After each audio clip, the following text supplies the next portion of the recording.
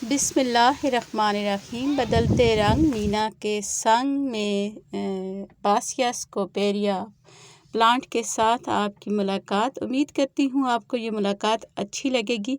ये बहुत ही नर्म, मासूम और मुलायम किस्म का पौधा है और बहुत आपको इसकी केयर भी नहीं करनी पड़ती, लेकिन ये आपके घर में बहुत ही ज़्यादा खूबसूरत लगता है।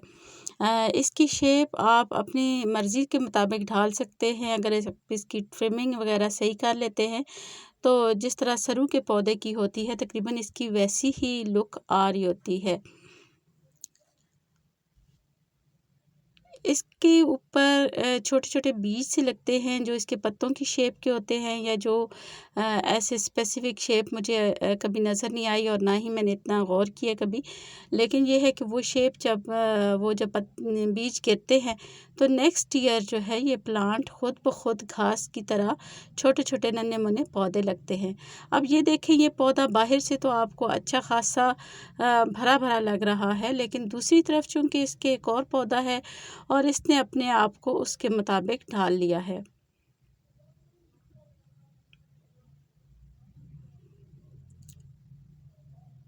इसको पानी टाइम से मिल जाए तो भी ये खुश रहता है और ये अच्छा ग्रो करता है, ग्रीन लश इसके पत्ते हो जाते हैं।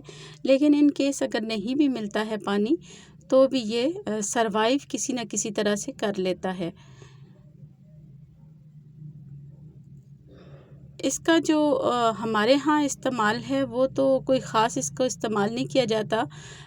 एनिमल जो है इसको बतौर चारा इस्तेमाल करते हैं और खुश होके इसको खाते हैं, क्योंकि ये बहुत ही नर्म मुलायम होता है। अभी आप ये देख रहे हैं ये बिल्कुल ईंटों पे निकला हुआ है और यहीं पे इसने ग्रो करना शुरू किया और सख्त ज़मीन है नीचे, लेकिन उसके बावजूद ये बिल्कुल लश ग्रीन है और बहुत प्यारा लग रहा है। मार्च में इसके नए पौधे निकलते हैं और ये तकरीबन अक्टूबर नवंबर तक भी और सम टाइम दिसंबर तक भी साथ निभाता है, लेकिन उसके बाद फिर येलो हो जाता है, सूख जाता है और ऐसे झाड़ी सी बन जाती है, सूखी हुई झाड़ी सी बन जाती है।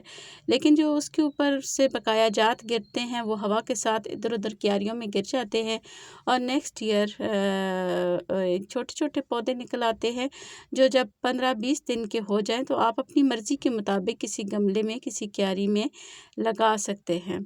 गमलों में भी बहुत खूबसूरत लगते हैं और क्यारी में भी खूबसूरत लगते हैं, लेकिन अगर बिल्कुल ही धूप भी हो और पानी भी ना मिले तो फिर जो ज़मीन में होते हैं वो तो किसी न किसी तरह से सर्वाइव कर लेते हैं और अच्छा ग्रो भी कर लेते हैं।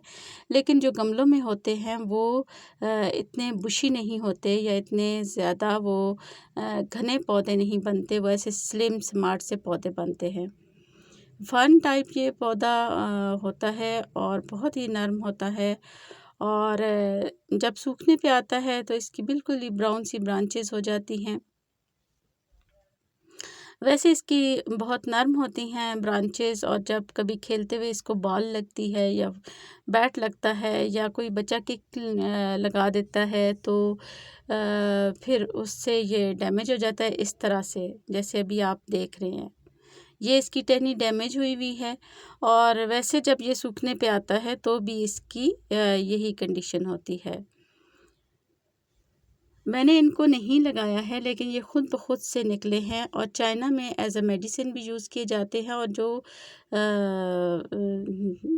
एज़ अ वेजिटेबल भी यूज़ किए जाते हैं। जापान में ये रेड कलर में भी मिलता है। एस्पैरागस आज का दूसरा प्लांट एस्पैरागस।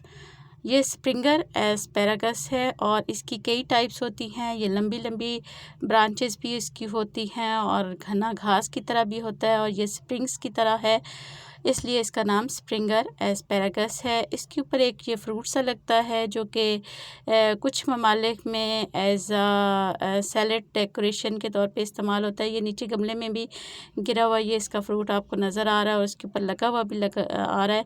ये बिल्कुल जैसे बच्चे मार्बल के साथ खेलते हैं, बंटों के साथ, इसकी वैसी शेप होती है। या फिर आप ये कहें कि ये बेरी की तरह होते हैं, बेर की तरह होते हैं, लेकिन प्यारे लग रहे होते हैं काफ़ी और नहीं मालूम कि ये पॉइजनस होते हैं नहीं होते हैं, ये इनका क्या स्टाइल है। लेकिन हमारी कंट्री में इसको इस्तेमाल नहीं किया जाता, खाने के लिए इस्तेमाल नहीं किया जाता। ये प्लांट थोड़ा सा ख़राब हो रहा है, इसमें भी ये आपको ये नज़र आ रहे हैं, इस कितने प्यारे से ये फ्रूट से नज़र आ रहे हैं इसके आपको, लेकिन इसमें मिट्टी बहुत ज़्यादा हो गई है इस गमले में। ये एक और पौधा मैं आपको दिखा रही हूँ, इसके ऊपर ये फूल लगे हुए हैं इसके, और ये काफ़ी प्यारे लग रहे हैं फूल।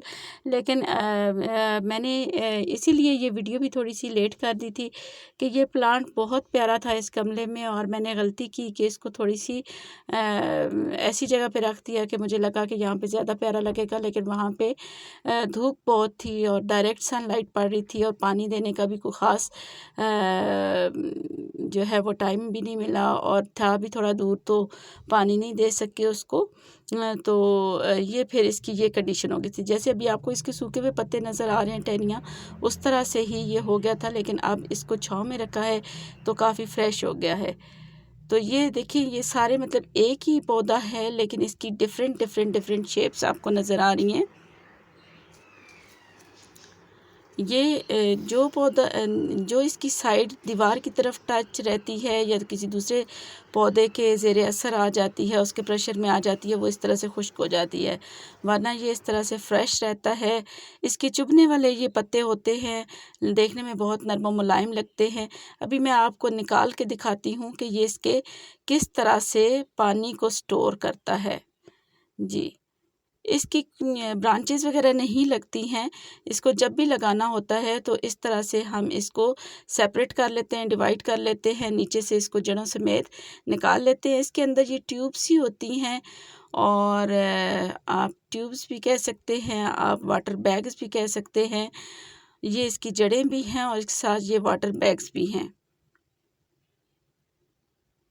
ये तो जैसे ये अभी मैंने इसका गुच्छा सा निकाला हुआ, मैं तो खैर इसी गमले में दोबारा लगाने लगी हूँ, लेकिन आप अगर जितने ज़्यादा गमलों में फैलाएंगे तो इसमें ये इसी तरह से घना होता जाता है। जैसे जैसे नीचे जड़ें फैलती हैं तो ऊपर पौधा भी फैलता चला जाता है। तो मैं इधर ही मिट्टी को नरम करके दोबारा इसको लगा रही हूँ, क्योंकि गमला बड़ा है और इसमें स्पेस भी है, लग जाएगा इसी में। और इधर से असल में पहले मैंने निकाल के किसी को गिफ्ट भी किया था। तो उम्मीद करती हूँ आज के ये दोनों पौधे जो एक दूसरे से मिलते जुलते थे आपको पसंद आए होंगे।